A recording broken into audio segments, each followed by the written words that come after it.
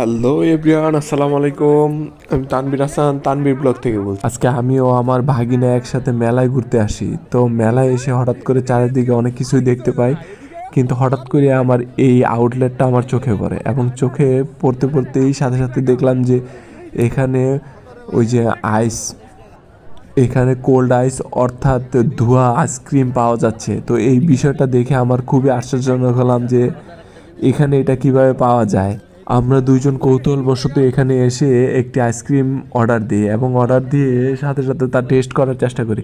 আমার প্রথমে তো অনেক ভয় ভয় লাগতেছিল যে আসলে কী থেকে কী হয়ে যায়, তো একটা কিভাবে একটি আইসক্রিম বা একটা বিস্কুট কিভাবে মুখে দিলে তাই এত পরিমাণে ধোঁয়া বের হতে পারে।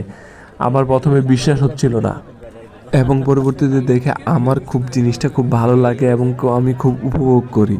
তাই আমিও কিছুটা টেস্ট করে দেখলাম যে আসলে এই জিনিসটা কতটুকু শক্তি বা যুক্তিযুক্ত।